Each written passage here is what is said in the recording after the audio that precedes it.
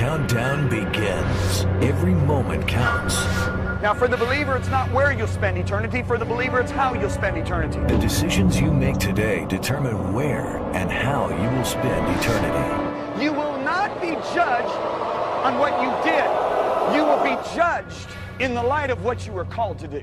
At the zenith hour, there's no second chance. Whatever we do in this zero time determines how we're going to spend eternity. Life is but a vapor. If you really want to know the truth, every one of us are going to touch people's lives if we just do what we're called to do. This 12-part series will challenge you to confront your motives, making your life count from this moment on as you face your own eternity with great confidence on Judgment Day. Hora 12! A noiva está chegando. Você já parou para pensar que a gente vai realmente deixar essa cidade para sempre? E eu fico, uau, cara! Isso vai ser muito bom, certo? Então deixa eu dizer, estamos na hora 12 e algo veio ao meu coração. Antes de eu pregar a última sessão, eu estava no meu quarto de hotel hoje, e foi o seguinte, eu falei sobre multiplicação, sabe, nas últimas 2 horas, e, sabe, eu fiquei pensando em vocês nesta igreja, porque, sabe, o pastor Rob e Linda são um dos casais mais fantásticos que eu conheci, e Rob disse para mim anos atrás, ele disse, você pode vir gravar aqui sempre que quiser, pagaremos todas as despesas, apenas queremos a palavra de Deus indo adiante, Deus nos deu esse equipamento. Quantos ministros fariam isso? Sabem? Sim, eu aplaudo vocês. E eu quero me certificar que isso fique gravado nessa 12ª hora, porque, sabem, nós, na verdade, estimamos, sabe, temos 4 caras na nossa equipe que são pastores auxiliares e ministramos a eles. E sabe, às vezes passamos 40 minutos ministrando para eles, porque sabemos que o papel de pastor é quase mais do que qualquer outro, pesado às vezes. E veja, eu começo a engasgar de emoção porque eu amo pastores. Pastores passam por coisas que vocês nunca entenderão. E para vocês que estão assistindo aí o vídeo agora, tem a sua igreja, vocês não entenderão, porque eu falo com esses caras, eu digo, a sua primeira prioridade é falar com esses caras, ministrar a eles. E sabe, temos relação com 10.000 igrejas. E 10.000 igrejas receberão esse currículo e tudo foi feito na sua igreja. Vocês percebem que agora vocês tocaram, sabe, estamos falando, sabe, quase 1.000 na Austrália, todos os Estados Unidos e alguns na Grã-Bretanha. Vocês tocaram todas essas igrejas, porque seus líderes disseram, queremos semear isso. Vocês são povo do reino. Do reino, obrigado Rob e Linda Thompson, eu mal consigo agradecer. Obrigado. Sim, Senhor, eu aplaudo vocês. Então eu quero me certificar que isso fique gravado, porque eu amo quando a mentalidade do reino é mostrada. Isso é um exemplo, queremos mostrar ao povo de Deus. Entendem o que eu digo, amém? Certo? É hora 12. Rapaz, isso é muito bom. Vá comigo para Romanos 14. Romanos 14. Quantos sabem que nas últimas horas eu falei sobre edificar o reino, mas dividimos isso em 2 partes e a segunda foi qual? Nossa influência pessoal, certo? Então agora vamos falar especificamente, embora tenhamos falado isso nas horas da multiplicação, vamos falar especificamente da nossa influência pessoal. Deixe-me ler, seremos recompensados ou sofreremos perdas com relação à nossa influência na vida de outros. Isso não será resultado somente dos nossos ministérios, mas também da nossa caminhada pessoal. Repitam, caminhada pessoal. A forma como vivemos e tratamos outros. Paulo diz em 2 Timóteo capítulo 3... Verso 10, na Nova Tradução Viva, mas vocês sabem como eu vivo e qual é o meu propósito na vida. Conhecem minha fé, por quanto tempo sofri, conhecem meu amor e minha paciente perseverança. Vocês veem como ele está indicando o seu caráter, o que Deus desenvolveu em sua vida, a integridade pela qual ele vive, a natureza na qual ele vive e não só o seu ministério. Estão comigo? Se nós vemos pessoas como inferiores, as trataremos assim. Não consideraremos o que precisam e falaremos de cima para baixo. Eu vou dizer de novo. Se vemos as pessoas inferiores a nós, as trataremos assim, não cuidaremos do que elas precisam e falaremos de cima para baixo. Foi por isso que o apóstolo Paulo, em 56 DC, disse, eu sou o menor dos apóstolos, eu sou o último da fila dos pregadores. É assim que ele via a si mesmo. Mas então, 7 anos depois, em 63 DC, ele escreveu aos Efésios e disse: para mim que sou o menor dos menores de todos os santos. Então ele progrediu de ser o menor dos pregadores e depois de alguns anos ele era o menor dos santos. E pouco antes dele ser decapitado em 65 DC, ele escreveu uma carta a Timóteo e disse: Cristo Jesus veio ao mundo salvar pecadores, dos quais eu sou o principal. Ele foi ao fundo do poço de toda a humanidade. Este deve ser nosso progresso. Devemos crescer em humildade, não crescer em orgulho. Quanto mais você vê a Deus, quanto mais conhece a Deus, quanto mais sabe que conhece a Deus, mais você cresce em humildade. Qualquer um que diz eu conheço a Deus e não anda em humildade, mas em arrogância, em orgulho, ele não conhece a Deus.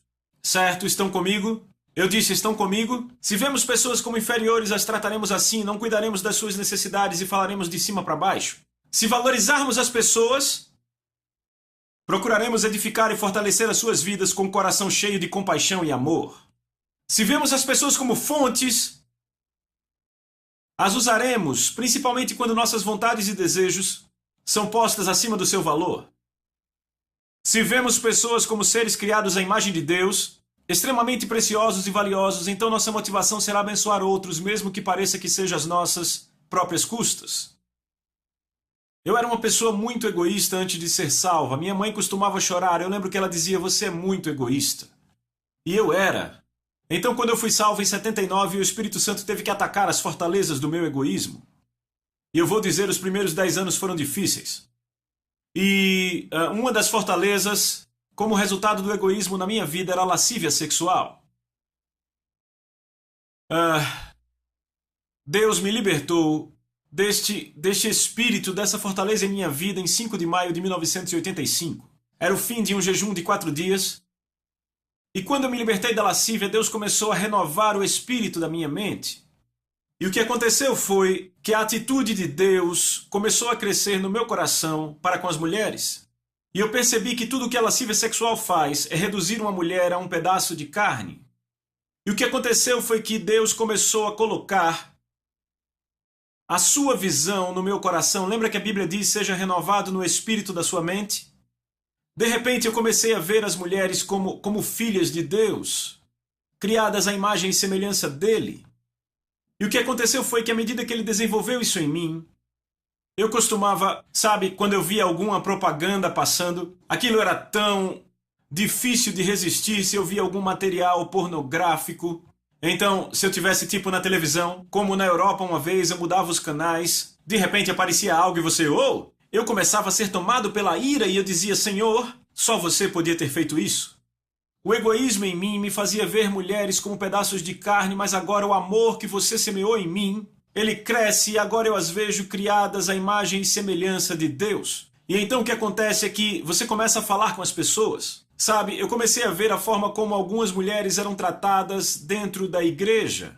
A razão pela qual as mulheres são tratadas tão mal na igreja é só por egoísmo. Porque as pessoas não permitem que Deus trate do egoísmo que está no coração delas. E então veem as mulheres como fontes ou pedaços de carne, entendem o que eu digo? Isso serve para qualquer um, mas agora eu estou falando de homens, entendem o que eu falo? E então há um lugar onde você chega, onde Deus pode renovar sua mente e renovar seu coração, e você passa a ver as pessoas como preciosas e valiosas como Ele vê, entendem o que eu digo? Isso é algo que você precisa cooperar com o Espírito Santo e deixá-lo desenvolver isso em você. Quanto mais velho você fica, quanto mais bem sucedido no ministério, vamos dizer assim, mais você deveria valorizar pessoas. Às vezes eu fico um pouco preocupado com pessoas que cresceram um pouco nos seus ministérios e a forma como falam com garçons e garçonetes, a forma como tratam pessoas, é muito preocupante isso. Então, eu era uma pessoa muito autofocada, mas Deus começou a tratar isso e aquela lascívia saiu e havia outro problema que era resultado do meu egoísmo, que Deus teve que tratar no mesmo período. E sabe, este era muito mais sutil, era muito mais enganoso. No começo dos anos 80, eu odiava confrontos. Eu odiava de verdade. Sabe, eu era o cara que, na verdade, na minha igreja, de 8.000 pessoas, eu era o cara mais popular na minha igreja, era mesmo. Eu ouvia as pessoas falando, rapaz, aquele Bevere, ele é um cara tremendo, ele é um cara legal, ele é tão cheio de amor. Porque, sabe, eu sempre diria algo bom pra você, mesmo que não fosse verdade. Quer saber por quê? Eu odiava o confronto, mas eu não percebia por que eu fazia aquilo. E então uma vez eu estava orando e o Espírito Santo mais uma vez atacando o egoísmo que era disfarçado de ser legal. E o Espírito Santo me disse um dia, você não ama aquelas pessoas? Eu disse, como assim? Ele disse, você não ama eles. Sabe, eu tinha acabado de receber um comentário de alguém, por isso que ele falou aquilo, como John Bevere é legal e amoroso, e ele disse, você não ama essas pessoas. Eu disse, sabe, você sabe que é a voz de Deus, mas você diz, pai, você pegou o filho errado. Eu acho que você se confundiu porque eu sou um dos caras mais populares na minha igreja. Deus disse, você não os ama. Eu disse, por que eu não os amo? Ele disse, você sabe por que você diz coisas legais às pessoas, mesmo não sendo verdade? Eu disse, então, por que eu digo coisas legais não sendo verdade? Ele disse, porque você teme a rejeição delas. Ele disse, então quem é o foco do seu amor, você ou elas? Eu disse, eu acho que sou eu. Se você as amasse, você diria a verdade a elas em amor. E é por isso que muitas vezes ministros não conseguem pregar algumas mensagens no púlpito. É por isso que muitos ministros às vezes não conseguem falar a verdade em amor. Porque eles têm medo da rejeição, têm medo que as pessoas deixem a sua igreja. Graças a Deus isso não ocorre aqui. Pastores chorando já vieram para mim e disseram, sabe, John, se eu aliviar um pouco minha mensagem, eu sei que minha igreja cresce, mas sabe, eu não posso. Sabe, talvez ele tenha uma igreja de 2.000 e veio aquela igreja com 6.000 e diz, sabe, eu podia chegar lá. Se eu aliviasse minha mensagem, mas eu não posso, porque eu amo as pessoas. Quando você ama alguém, você fala a verdade para ele em amor. Então o que aconteceu foi que depois que Deus tratou comigo, eu ainda tinha aquela fortaleza do egoísmo, então agora eu me tornei um pregador muito duro. Então eu fui para o outro extremo, agora eu vou pregar a palavra de Deus, quer vocês gostem ou não. Então quando eu comecei a viajar, na década de 90 eu estava fritando congregações. Rapaz, eu me sentia tão mal, e os pastores assistindo aquilo, eu me sentia tão mal pelos pastores, alguns nem me chamavam. Porque a bagunça que eles tinham que limpar depois que eu ia embora. E eu era um exemplo clássico desta passagem. Deixa eu achar aqui. Aqui, 1 Coríntios 8:1, nova tradução viva. Vocês acham que todos concordam com seu perfeito conhecimento? Enquanto o conhecimento nos faz sentir importante, é o amor que realmente edifica a igreja. Então lá estava eu fritando aquelas congregações. Não tô nem aí se gostam, eu preguei. Mas ainda faltava o amor. Tudo que é nascido de Deus ama, porque Deus é amor. Ele não tem amor, ele é amor. Estão comigo? E então um dia o que aconteceu foi que meu ministério começou a crescer.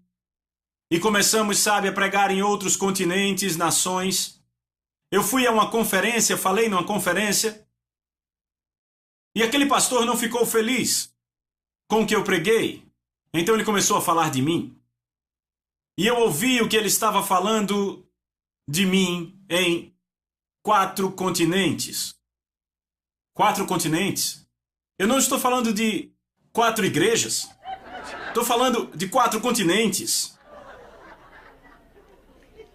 E eu lembro quando isso aconteceu, ele, claro, me escreveu uma carta e eu ouvi isso de outras pessoas também. Eu fiquei devastado. Eu fiquei absolutamente devastado. E o que aconteceu foi que eu comecei a cavar. E eu lembro que no meu porão eu orava toda manhã com tanta paixão. Deus, me dê mais compaixão. Porque o que ele disse de mim foi, John Bevere não tem compaixão. Eu comecei a orar e disse, Deus, me dê mais compaixão, por favor, me dê mais compaixão. E eu comecei a clamar a Deus para ter mais compaixão. E sabe o que aconteceu? Deus começou a agir. E eu lembro, eu estive numa igreja no ano passado, eu já tinha estado nessa igreja por anos e anos e anos, sabe, é uma grande igreja. E o pastor, depois da conferência, ele disse, você se importa se eu for um pouco pessoal? Eu disse, não. Ele disse, sabe, John, você ainda está pregando uma mensagem que é tão poderosa quanto você sempre pregou antes. Ele disse, mas há tanto amor. Ele disse, eu não vi amor antes. Ele disse, agora parece encharcado. de compaixão. Eu fui procurar aquele homem que falou de mim e eu vi em 4 continentes. Sabe, a coisa triste é que a igreja dele se dividiu completamente. E ele perdeu sua eficiência. Eu não sei se foi resultado direto do que ele fez comigo, eu não estou dizendo que foi. E sabe, eu senti tanto por ele, eu procurei por ele, e eu percebi que mesmo ele não tendo a intenção de ser uma bênção para mim, aquele cara foi uma das maiores bênçãos em minha vida. Porque ele me fez cavar. Sabe, eu olho para Judas e Judas foi um dos caras que empurrou Jesus para o seu destino. Foi por isso que quando ele beijou, ele disse... Quando Judas o beijou, ele disse amigo. Ele o chamou de amigo. Porque Judas ajudava Jesus a cumprir seu destino.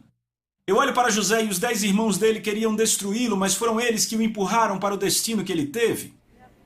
Algumas vezes as pessoas que fazem o pior para você são aquelas pessoas que te empurram para o teu destino. Porque os irmãos de José disseram, vamos destruir o chamado de Deus na vida de José. Ele diz que será um líder, mas vamos destruí-lo. Mas o mais impressionante é que nunca conseguiram destruí-lo.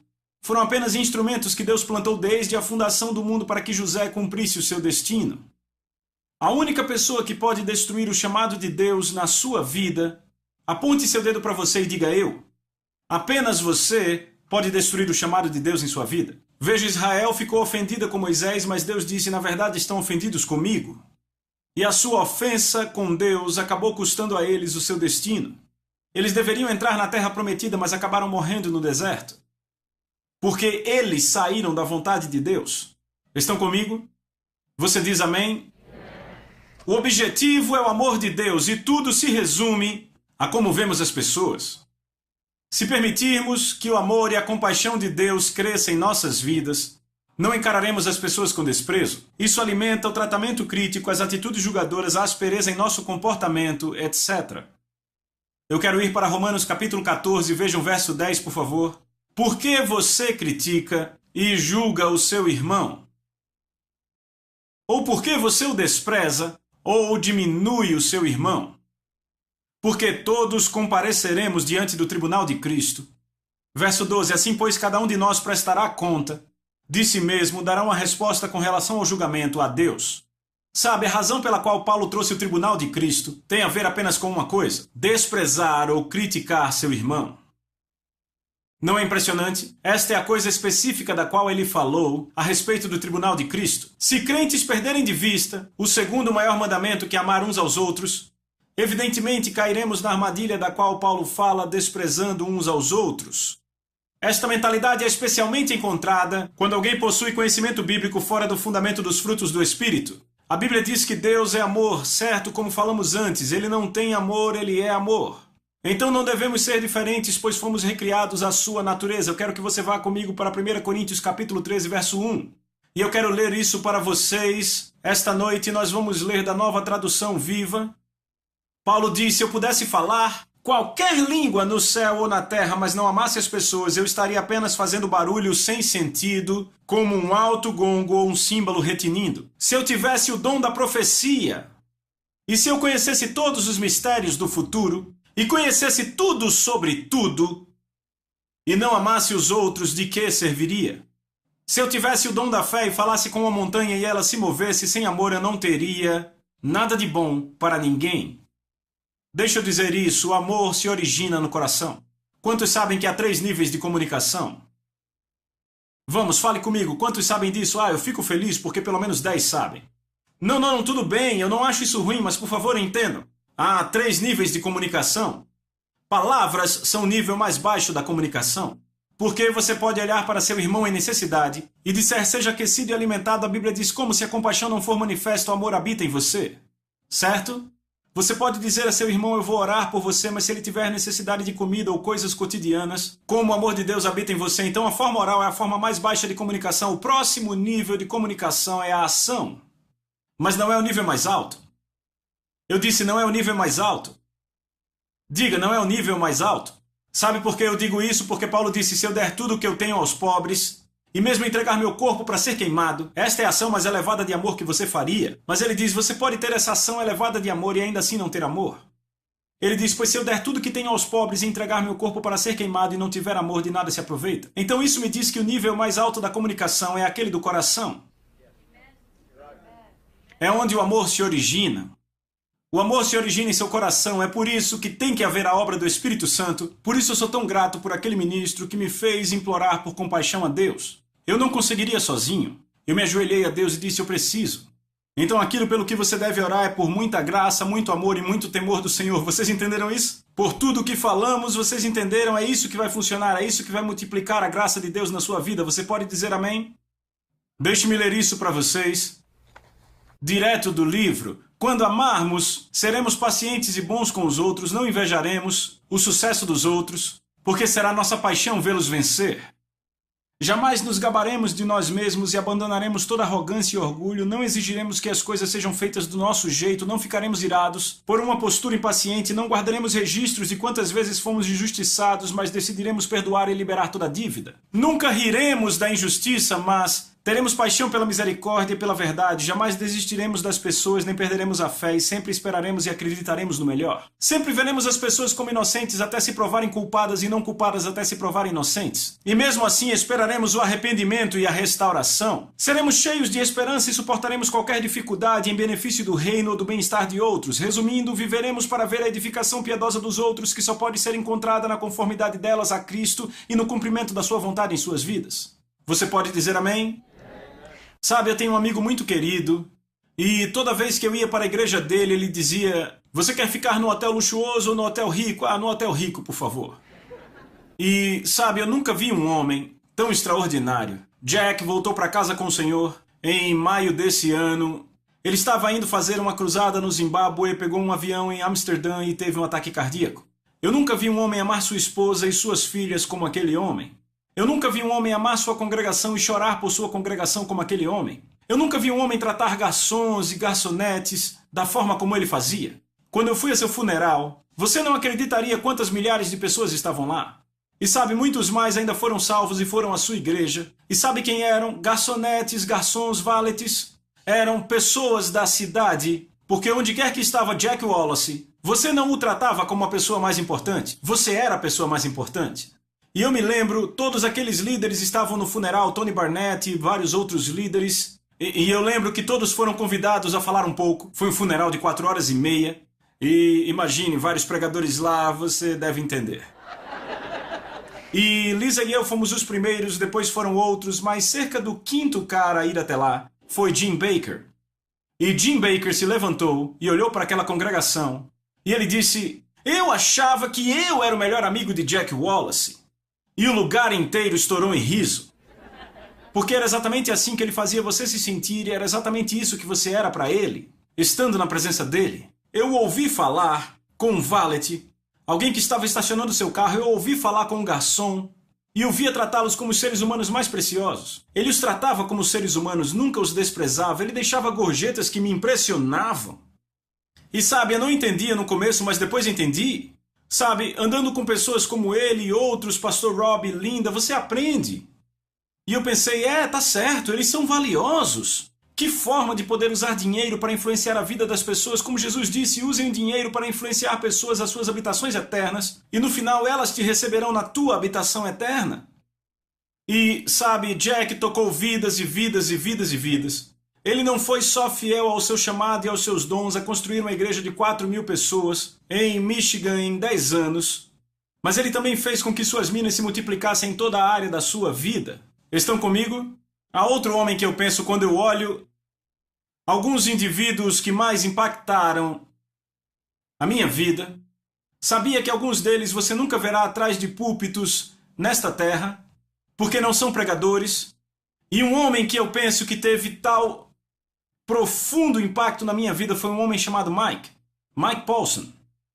Mike foi um cara que trabalhou para a Rockwell International. Eu trabalhei na Rockwell International como engenheiro e ele era contador naquele tempo. Sentávamos próximos um do outro e ele descobriu que eu fui na igreja dele, ele foi na minha igreja e começamos a falar. E eu digo a vocês, Mike era um cara extraordinário. Você ficava perto dele, ele exalava integridade. Mike exalava amor e integridade. E sabe, um homem brilhante. Então chegou um dia e passávamos horas e horas e horas falando. Ele derramava sobre mim. Eu era um bebê cristão, tinha sido salvo há alguns anos apenas. E então eu lembro que eu saí para trabalhar em tempo integral, parei de trabalhar como engenheiro para trabalhar na minha igreja e pouco tempo depois ele também saiu da Rockwell International e começou seu próprio negócio.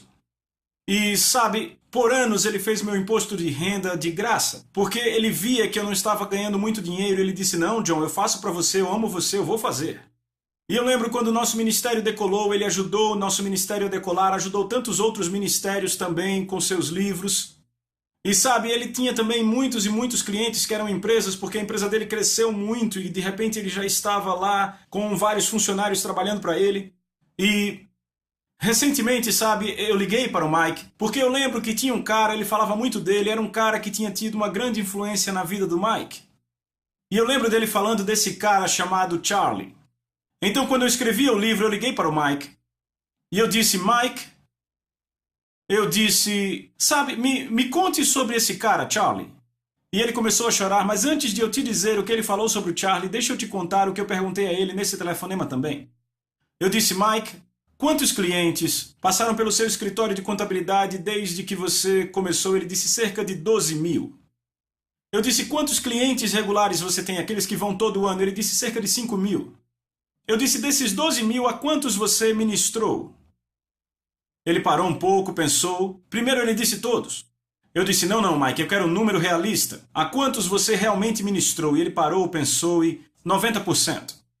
Eu disse: então você ministrou a palavra de Deus a 10 mil pessoas? Ele disse: sim. Eu disse: quantos você levou ao Senhor? Ele disse: John, centenas. Ele disse: semana passada teve um cubano aqui no escritório, eu levei ele ao Senhor e oramos por câncer. E eu fiquei ali impressionado. E eu disse: então me fale do homem que teve grande influência na sua vida. E ele começou a chorar. Ele disse: John, seu nome era Charlie. Ele disse: ele era o zelador de uma fábrica de papel. Ele disse: John, deixa eu te falar da minha família, eu nunca falei antes. Ele estava desmoronando de chorar ao telefone. Ele disse: 6 em 9 dos meus tios e tias terminaram num asilo para loucos. Ele disse: minha mãe terminou num asilo desses. Ele disse: meus 2 avós levaram tiros de outros homens e morreram. Ele disse: esse era meu destino, era para isso que eu caminhava. Ele disse: por problemas financeiros, minha mãe teve que me dar para outra família por 7 anos. E a família para a qual ela me deu era do Charlie. Charlie era o zelador de uma fábrica, e Charlie se sentava e me falava da palavra de Deus. E todo domingo ele me levava para a igreja, e no caminho para a igreja ele me ensinava sobre a palavra de Deus. E ele disse: John, se não fosse pelo Charlie, eu não seria o que sou hoje. Provavelmente estaria num asilo para loucos ou morto. Ele disse: eu seria um viciado em drogas, um alcoólatra. Ele disse: sabe, John, chorando ao telefone, minha filha escreveu algo. Sabe qual era o título da redação para a escola? O maior homem que eu nunca conheci. E ela disse que a redação era sobre o Charlie. O zelador de uma fábrica de papel. Eu quero que você pense nisso. Charlie impactou Mike. Mike alcançou 12 mil pessoas no seu escritório de contabilidade. E quem sabe o efeito dominó disso? Ele levou ao Senhor centenas por sua contabilidade. Quem sabe o efeito dominó disso? E não só isso, ele teve grande influência na minha vida. E nós podemos tocar milhões de vidas. Então todos os milhões que eu tocar serão creditados ao Mike. E todos esses milhões também serão creditados ao Charlie, que impactou o Mike. Charlie multiplicou suas minas grandemente. Isso me lembra uma história real que um dos meus empregados leu para mim recentemente, sobre um ateu chamado Max Jukes e um homem de Deus chamado Jonathan Edwards. Quantos aqui o conhecem? Eis aqui a história. Estão prontos para isso? Max Jukes, o ateu, vivia uma vida ímpia. Ele se casou com uma garota ímpia e dessa união nasceram 310 pessoas que morreram miseráveis. 150 criminosos, 7 eram assassinos, 100 eram bêbados e mais da metade das mulheres eram prostitutas. Seus 540 descendentes custaram ao Estado $500 mil. Como isso foi escrito há muito tempo, talvez já seja $1 milhão. Mas ainda bem que isso funciona para os dois lados. Há o registro de um grande homem de Deus americano chamado Jonathan Edwards. Ele viveu na mesma época que Max Jukes, mas se casou com uma moça piedosa. Foi feita uma investigação sobre os 1.394 descendentes de Jonathan Edwards. 13 se tornaram presidentes de universidades, 65 professores, 3 senadores, 30 juízes, 100 advogados, 60 médicos, 75 oficiais do Exército e Marinha, 100 pregadores e missionários, 60 escritores proeminentes e um vice-presidente dos Estados Unidos. 80 se tornaram funcionários públicos em outras áreas. 295 formados em universidades, entre os quais governadores, ministros em países estrangeiros, seus descendentes não custaram ao Estado um único centavo.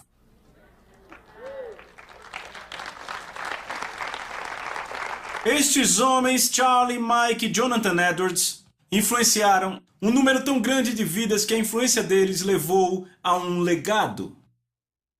Embora não tenha sido o ministério público como Jonathan Edwards não foi, que impactou as multidões que falamos, mas suas vidas pessoais, este privilégio Deus dá a cada um de nós. Eu penso em você, pastor, que me contou sobre sua experiência no céu noite passada. Aí está você, um pastor auxiliar fiel nessa igreja. E Deus te deu uma viagem para o céu ano passado. E Jesus te mostrou a fila de pessoas que você tocou. E você disse que a fila era tão grande que não dava para ver o fim. Deus dá a cada um de nós a chance de tocar vidas de pessoas e multiplicar as minas. Ninguém fica sem receber a chance. Você pode dizer amém? Como você responde ao policial, a forma como fala com seu pastor, a maneira como conduz sua vida financeira, as palavras que usa com indivíduos, a lista continua e tudo afeta as vidas daqueles ao seu redor. Você será um construtor ou uma pedra de tropeço?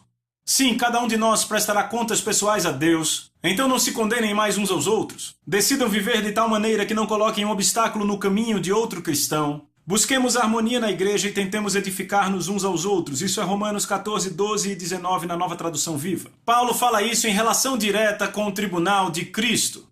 Cada influência que exercemos sobre as pessoas passará por um exame detalhado. É muito importante que tenhamos isso diante dos olhos o tempo todo. Isso nos motivará a vencer. Repitam, vencer. Vocês sabem disso aqui. Ao invés de olharmos para nós mesmos, ou seja, vencendo, estamos correndo nossa carreira com um propósito a cada passo, ganhando o prêmio. Amém? Rebecca Rutter Springer foi uma mulher que viveu no século XIX. E ela teve o privilégio de ir para o céu. Ela esteve no céu, Deus sabe quanto tempo, pois ficou de coma por meses, mas ela escreveu um livro que é um dos livros mais famosos, que se chama Intramuros, Meu Sonho com o Céu. E no seu livro ela fala de um grande homem de Deus no céu que olhou para ela e disse o seguinte. Ela diz, e eu estou citando do livro dela, se pudéssemos entender enquanto ainda somos mortais, que dia a dia estamos construindo para a eternidade. Quando eu li isso me alegrei muito, porque eu já tinha escrito quase todo o livro. Se pudéssemos entender que enquanto ainda somos mortais, que dia a dia estamos construindo para a eternidade, como nossas vidas seriam diferentes de muitas maneiras. Cada palavra gentil, cada pensamento generoso, cada ato altruísta se tornará uma coluna de eterna beleza na vida que virá. Outra grande forma de influenciar pessoas é conduzindo pessoas a Jesus. Ganhar almas. Deixe-me ler em Provérbios 11:30 na Bíblia Amplificada. O fruto de uma vida justa sem concessões é uma árvore da vida. E aquele que é sábio captura vidas humanas para Deus. Como pescador de homens, ele as acumula e as recebe para a eternidade. Não é uma grande passagem? Como jovem crente, eu costumava sentir a pressão para pregar a cada pessoa com quem eu tinha contato. E eu provavelmente afastei mais pessoas do que ganhei. Mas então, quando fiquei mais velho, eu percebi que o Espírito Santo nos guia. É por isso que Jesus disse, eu só posso fazer o que vejo meu Pai fazer. E eu me tornei um pouco mais maduro, um pouco mais sábio com a forma com a qual lido com as pessoas, entendem? Uma das pessoas que eu tive o privilégio de levar ao Senhor foi minha própria esposa, Lisa Bevere. Ela era a garota mais selvagem do campus da universidade. Isso não saía da minha boca, saía da boca dos outros. Ela era um animal para festas. Ela caminhou rapidamente para o vício alcoólico. Infelizmente, até hoje, o pai dela ainda é um alcoólatra. E basicamente ele ficou bêbado a vida inteira. Esse era o destino dela, para onde ela ia. E Deus pôs em meu coração, eu disse, Senhor, não ficarei com nenhuma outra mulher até minha esposa vir. Porque antes de eu ser salvo, namorar era um hobby, mas depois que eu me converti, namorei 3 garotas e as 3 cristãs. 2 queriam casar comigo, eu queria casar com a terceira e nenhuma era de Deus. Então quando eu saí da terceira relação, eu disse, Deus, eu não vou namorar mais, você traga minha esposa. Então Deus pôs no meu coração para eu sair com a garota mais selvagem do campus. Eu coordenava um estudo bíblico na universidade e todas as garotas achavam que eu tinha me desviado, mas eu tinha convidado ela para vir para o estudo bíblico no sábado à noite. Depois do estudo bíblico, ela veio apertar minha mão, já era 1:30 da manhã, eu tinha pregado até meia-noite. 1:30 ela apertou minha mão e disse, precisamos de uma Bíblia. Eu disse, para quê? Ela, para fazer isso.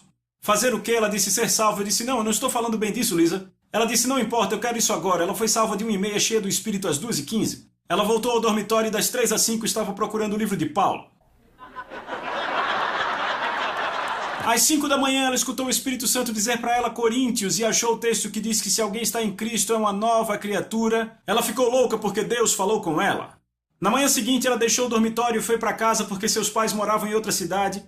E a sua mãe era crente e orava por ela há anos, e quando ela viu Lisa entrando pela porta, ela caiu aos pés da Lisa chorando e disse: "Você foi salva a noite passada, não é?" Ela disse: "Eu fui." E ela disse: "Sabe, o homem que me levou ao Senhor será meu marido." A mãe dela disse: "Ah, querida, você só está atraída por ele porque ele te levou ao Senhor." E ela disse: "Se tem algo que não estou, é atraída." Foi um insulto absolutamente maravilhoso. Você pode dizer amém?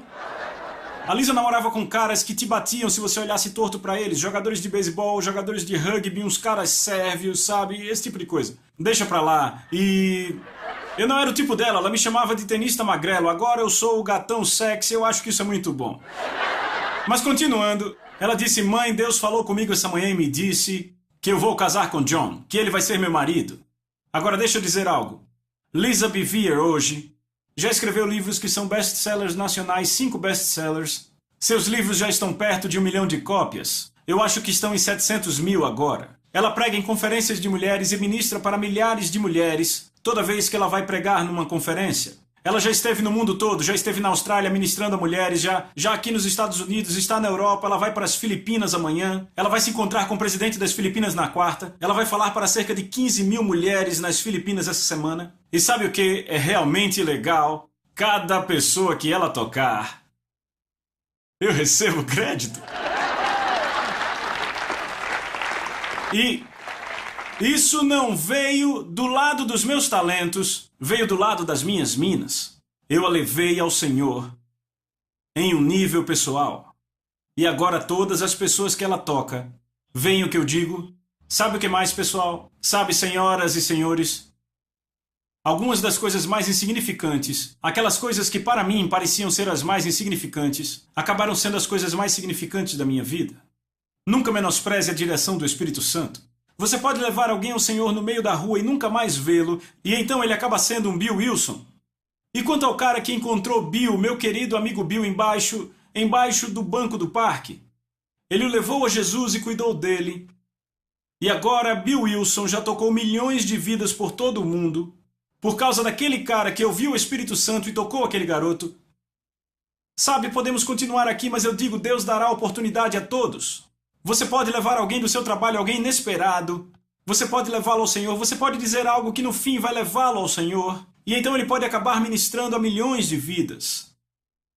E o que vai acontecer no tribunal de Cristo quando Jesus olhar para você e disser: olhe todas as pessoas que você influenciou. E você: eu nunca... São milhões? Como eu toquei esses milhões? Lembra daquele cara que eu pus no seu coração para falar sobre mim? Ele não foi salvo aquele dia. Mas você semeou, e então alguém colheu, e ambos recebem a paga juntos, e ambos se alegram juntos. Você tocou toda essa gente. Tudo é influência de vidas, amigos. Tudo é construir a casa sob medida para Deus. Deixe-me dizer, o tempo é curto. O tempo é curto. Não temos tempo a perder. A Bíblia diz para remirmos o tempo. Ouça, não se torne mais ativo na sua carne, porque você sabe que não constrói nada eterno sem a graça de Deus. Torne-se mais dependente do Espírito Santo. Peça ao Espírito Santo oportunidades para ministrar seu reino eterno para pessoas e influenciar a vida de pessoas. E quando fizer isso, observe, ele abrirá portas. E se você for fiel, ele dará mais. E você é fiel ali e ele dá mais. E você é fiel aqui e ele dá mais. Porque qual a vontade dele para a sua vida? Multiplicar. Façam negócios até o voltar, multipliquem suas minas. Amém? Cada um de vocês é um embaixador do reino. A cada um de vocês ele deu a habilidade de tocar almas para todos sempre. Então ouçam. Faça disso um propósito para o resto dos seus dias. Ser movido, impelido, dirigido pela eternidade. Amém? Amém. Obrigado. Deus os abençoe. Deus os abençoe. All of these and many more books, DVDs, CDs, and tapes on the subjects that have burned into the hearts of John and Lisa Bevere. So get in touch with Messenger International today, by mail, phone, or by going online at www.messengerinternational.org.